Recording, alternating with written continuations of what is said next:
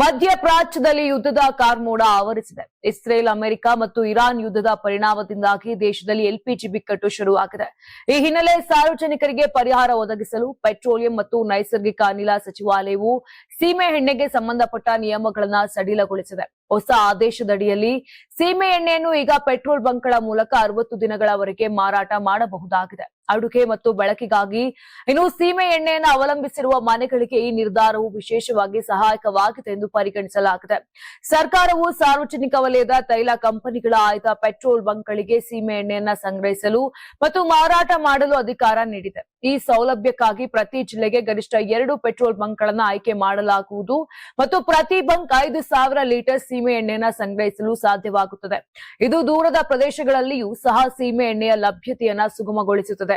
ಈ ಸೌಲಭ್ಯವನ್ನ ಉತ್ತರ ಪ್ರದೇಶ, ಹರಿಯಾಣ, ಗುಜರಾತ್ ಮತ್ತು ದೆಹಲಿ ಸೇರಿದಂತೆ 21 ರಾಜ್ಯಗಳು ಮತ್ತು ಕೇಂದ್ರಾಡಳಿತ ಪ್ರದೇಶಗಳಲ್ಲಿ ಜಾರಿಗೆ ತರಲಾಗಿದೆ. ಅಗತ್ಯವಿರುವ ಕುಟುಂಬಗಳಿಗೆ ಸುಲಭವಾಗಿ ಲಭ್ಯವಾಗುವಂತೆ ಮಾಡಲು ಸಾರ್ವಜನಿಕ ವಿತರಣಾ ವ್ಯವಸ್ಥೆ ಅಡಿಯಲ್ಲಿ ಸೀಮೆ ಎಣ್ಣೆ ಸರಬರಾಜು ಪುನರಾರಂಭಿಸಲಾಗಿದೆ. ಸೀಮೆ ಎಣ್ಣೆಯ ಸಂಗ್ರಹಣೆ ಮತ್ತು ಸಾಗಣೆಗೆ ಸಂಬಂಧಪಟ್ಟ ಕೆಲವು ಪರವಾನಗಿ ನಿಯಮಗಳನ್ನು ಕೇಂದ್ರ ಸರ್ಕಾರ ತಾತ್ಕಾಲಿಕವಾಗಿ ಸಡಿಲಗೊಳಿಸಿದೆ.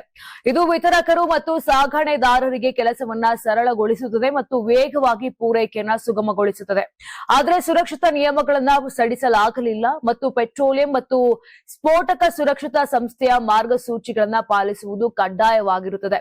ಈ ಹೊಸ ವ್ಯವಸ್ಥೆಯು ತಕ್ಷಣದಿಂದಲೇ ಜಾರಿಗೆ ಬಂದಿದ್ದು 60 ದಿನಗಳವರೆಗೆ ಜಾರಿಯಲ್ಲಿರುತ್ತದೆ.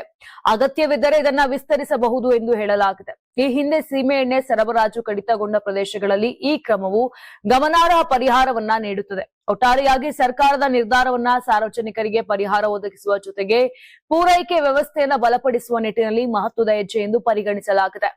ನೀವು ಸಣ್ಣ ಆಗ್ಬೇಕಲ್ವಾ? ಅದು ಒಂದು ಉತ್ತಮ ಆಹಾರದಿಂದ ಸಣ್ಣ ಆಗ್ಬೇಕಲ್ವಾ? ಪ್ರತಿದಿನ ನಮ್ಮ ಜೀನಿ ಸ್ಲಿಮ್ ನ ಯೂಸ್ ಮಾಡಿ ಯಾವುದೇ ಸೈಡ್ ಎಫೆಕ್ಟ್ ಇಲ್ದಂಗೆ ನೀವು ಸಣ್ಣ ಆಗ್ತೀರಾ.